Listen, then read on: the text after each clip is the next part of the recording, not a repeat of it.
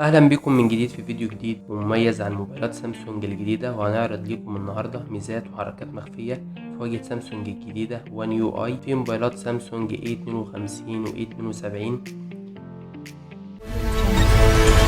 واول ميزة هنتكلم عنها النهاردة وهي طريقة عرض النوتيفيكيشن في الشاشة، طريقة عرض الاشعارات. والطريقة دي بحاجة مميزة وحاجة شكلها شيك، وفي نفس الوقت هتدي معاك شكل كويس كده بنفس الشكل اللي انتوا شايفينه في الشاشة ده. اول حاجة هندخل على الضبط، وبعد كده هنضغط على الاشعارات، وبعد كده ضبط الإطار الوجيز المنبثق ونمط الإضاءة الجانبية. هنختار سمة من السمات اللي موجودة دي.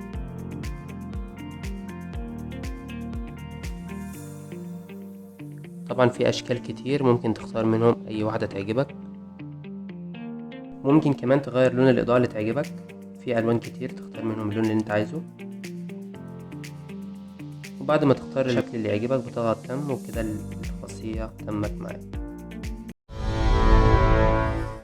تاني ميزة معانا النقر المزدوج لإيقاف وتشغيل الشاشة. أول حاجة هندخل على الضبط، وبعد كده الميزات المتقدمة والحركات والإيماءات. هنفعل النقر المزدوج لتشغيل الشاشة، وبعد كده هنفعل النقر المزدوج لإيقاف الشاشة أيضا.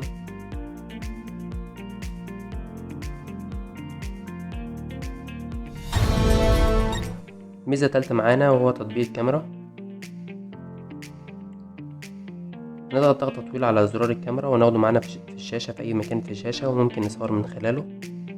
لمجرد اللي احنا نضغط عليه هيصور معانا بثبات أكتر وباحترافية أكتر.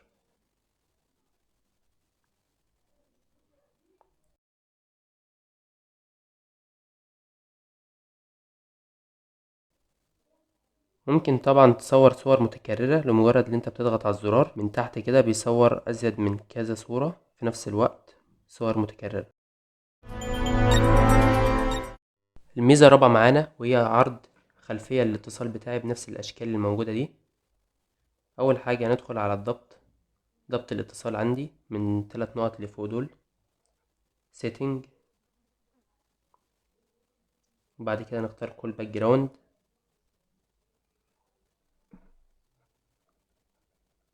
طبعا في أشكال كتير هتختار منهم اللي تعجبك.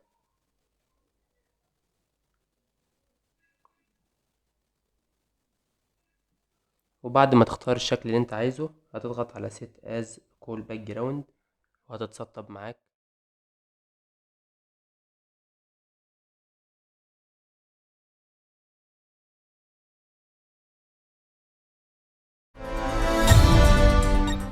الميزة الخامسة الموجودة في التليفون هو تحديد مستوى إضاءة الكشاف. بتضغط ضغطة طويلة على الكشاف كده، وفي من مستوى 1 لمستوى 5، كل ما بتزود إضاءة الكشاف بتزيد.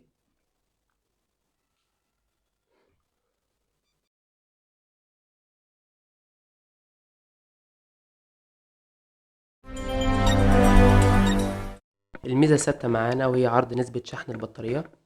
هندخل على الضبط، وبعد كده الإشعارات، وبعد كده الضبط المتقدم، عرض نسبة شحن البطارية هنفعلها، وبكده نسبة شحن البطارية ظهرت معانا.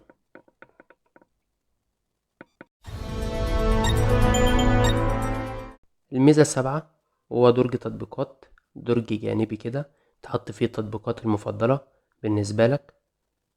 ضيف عليه اللي انت عايزه، اذا كان فيس او واتس او انستجرام، التطبيقات المفضلة ليك بتضيفها في المكان ده.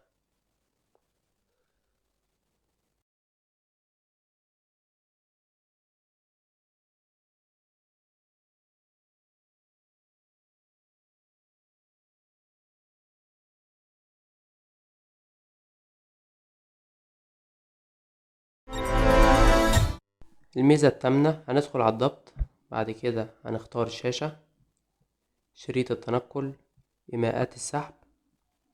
هنفعل إيماءات السحب، هتبان لنا بأكثر وضوح إن الشاشة تبان كاملة وشكلها شيك وأفضل من الزراير اللي تحت دي. هترجع بالسحب من تحت كده، السحب المتكرر من تحت بترجع.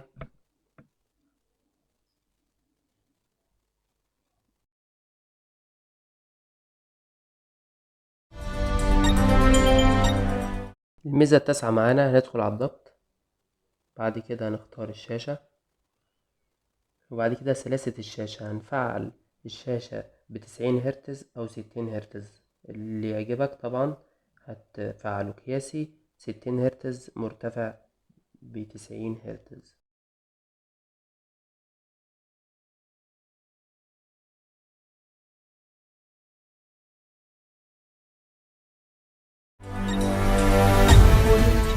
الميزة العاشرة معانا هو نغير نمط شكل الساعة المعروضة في شاشة القفل. هندخل على الضبط، بعد كده هنختار شاشة القفل، نمط الساعة، هنشوف الشكل اللي يعجبنا، في أشكال كتير هتخليه بالشكل المناسب ليك وتختاره إذا كان عقارب أو أرقام. ممكن تغير الكولر بتاعتها برضو، كل حاجة موجودة. هتغير الألوان، هتغير ألوان شكل العقارب، شكل الأرقام بتاعت الساعة. طبعا كل حاجة متاحة بتغيرها وبتخليها بالشكل اللي احنا عملناه باللون الأصفر اهوت،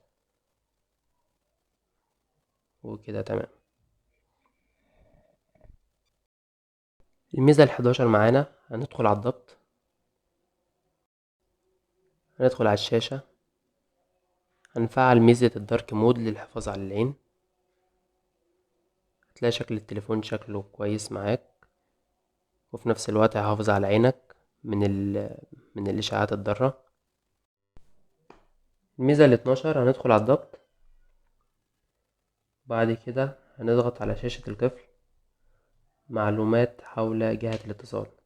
طبعا هنحط معلوماتنا، هنحط رقمنا او الاسم بتاعنا ثلاثي مثلا، عشان لو لا قدر الله مثلا التليفون حصل له موقف سرقة او اي حاجة، طبعا دي بتحط على شاشة القفل عشان تسهل عملية التواصل بيك اثناء فقد الموبايل. الميزة 13 معانا هو انك تسحب الشاشة من الجنب كده، شاشة القفل هتلاقي خلفيات حية كتير، نزل اللي يعجبك منهم واستخدمهم، هيخلي موبايلك شكله جميل وشكله شيك، خلفيات جميلة جدا هتعجبك. الميزة ال14 معانا هندخل على الضبط، هندخل على الإشعارات، هنفعل وضع عدم إزعاج. وضع عدم الإزعاج ده هيخلي التليفون معاك سايلنت في كل التطبيقات وكل كل البرامج، كل أي حاجة أنت هتحددها في البرنامج. هتحدد له وقت معين يوميا، والوقت ده مفيش أي حد هيتصل عليك والموبايل مش هيزعجك.